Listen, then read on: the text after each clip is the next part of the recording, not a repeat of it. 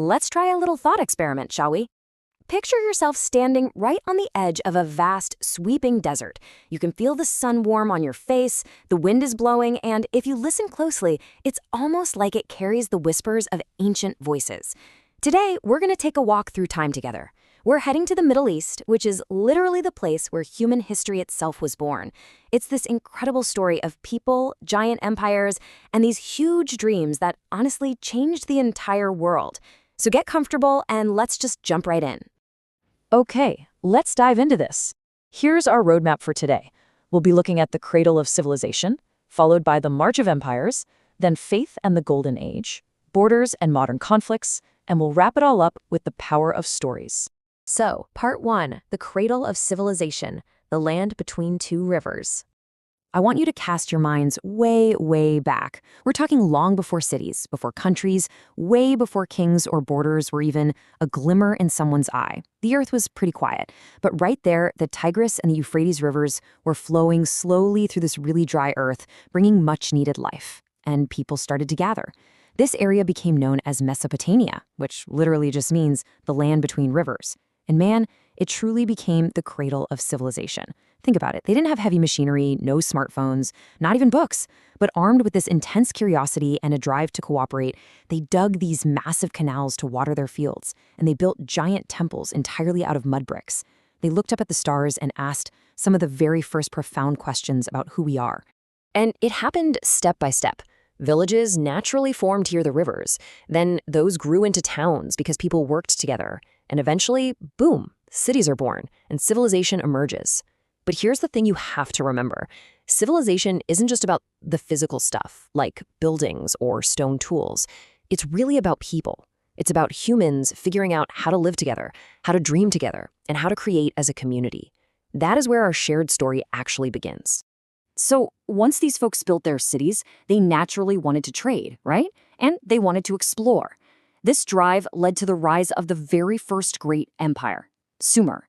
The Sumerians, they were just unbelievable inventors. I mean, they gave us the wheel.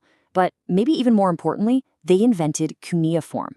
This was a groundbreaking writing system where they used little clay tablets to write down their stories, keep track of all that trade, and essentially keep history alive. Fast forward a bit, and after Sumer, we get Babylon. This was a city of absolute wonders. You've probably heard of the breathtaking Hanging Gardens. But the real game changer here? Hammurabi's Code. King Hammurabi instituted one of the very first written sets of laws in human history. He essentially said everyone, rich or poor, you must follow the exact same rules. And you could imagine, this brought a level of order to society that was completely unprecedented. Instead of kings just kind of making up the rules on a whim every day, there was structure. There was a sense of real fairness. Moving right along to Part 2, the March of Empires, a rapid succession of power. Now, as we move forward here, the pace of history really starts to speed up because, empires, as magnificent as they might be, they don't last forever. Babylon eventually fell, and that kicked off this really dramatic, cyclical story of fierce powers rising, falling, and just fighting desperately to control this incredibly vital region. Just look at the Assyrians. They were these fearsome, unbelievably strong warriors. They built this massive army and conquered huge swaths of land. But they ruled purely by fear. And because they definitely weren't loved by the people they conquered, they were constantly dealing with rebellions. Now, contrast them with the Persians. Under King Cyrus the Great, the Persians were actually remarkably tolerant rulers for the time. They respected local religions, they let people keep their own cultures, and they built these massive road networks. They actually connected distant lands, turning the region into a true working bridge between the East and the West. But as we know, empires always face challenges. Soon enough, a totally new force appeared on the scene. A young, incredibly brave guy named Alexander the Great swept in from Greece.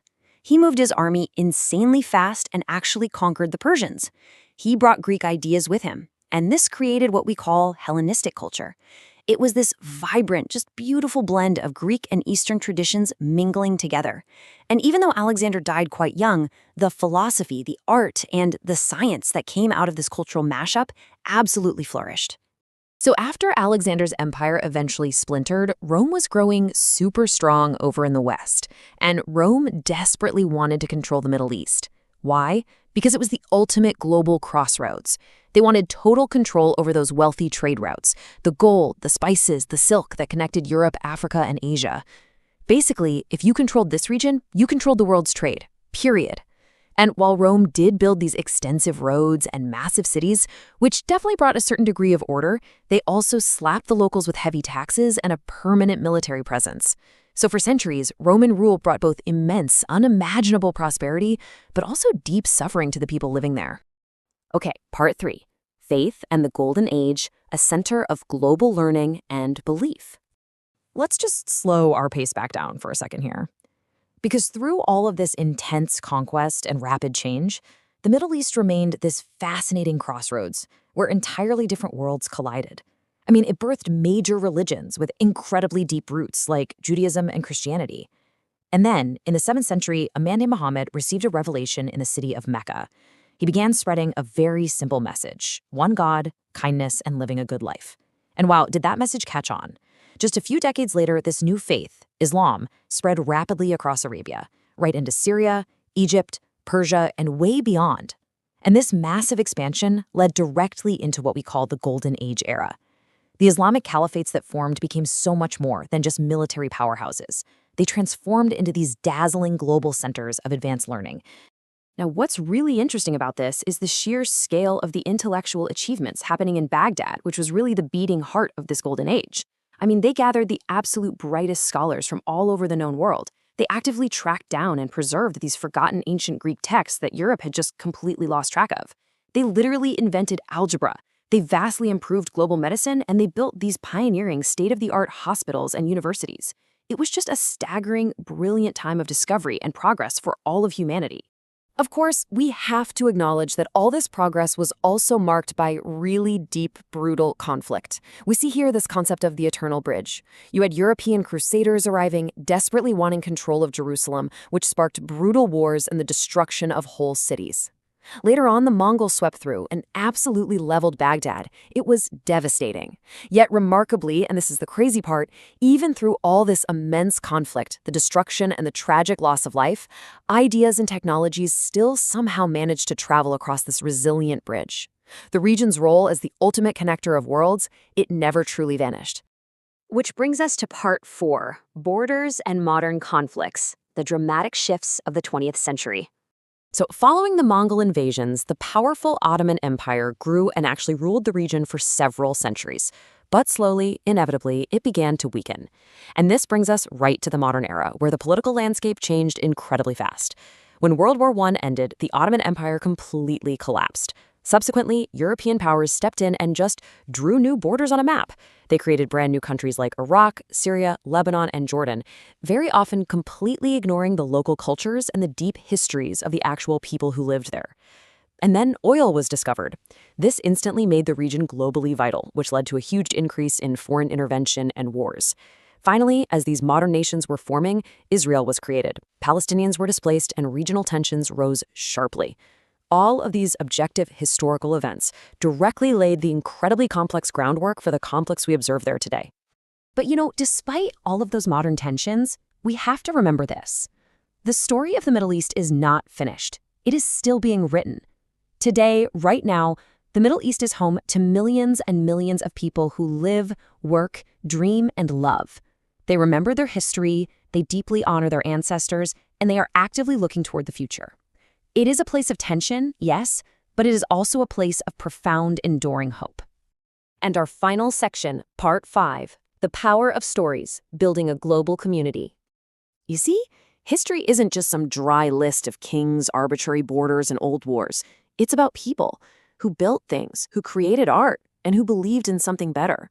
So the crucial point is, what are the ultimate lessons we can draw from this long, beautiful, and highly complicated history? Well, first, history is always a mix of light and shadow. Second, every single place has many, many different stories to tell. And third, and maybe the most important takeaway here, is that people everywhere desire the exact same basic things: safety and respect. We all just want a chance to build a better life for ourselves and our families. The Middle East gave the world writing, laws, science, faith, and art, and it's still giving to the world today. Which brings us to a really interesting question for you. Why does learning a new language matter when you're studying history? Whether you're learning English or honestly any other language, I really want you to think about how your personal journey of learning directly connects to this grand historical narrative we've just walked through together. Because, as our source material beautifully puts it, when you learn English, you are not just learning words, you are opening doors to other cultures, other times, and understanding. I absolutely love that. Every single story you listen to makes you a little bit stronger. Every new word you learn brings you closer to becoming a real part of a global community, this incredibly vibrant community of dreamers, learners, and explorers. And that leaves us with one final thought for you to chew on. What story do you want to hear next as you continue your own journey? Seriously, think about it. I want to thank you so much for walking with me today and exploring this incredible slice of human history. Remember, history isn't just in the past. It continues to be written every single day by people exactly like you. So until next time, keep listening, keep learning, and keep believing in your journey.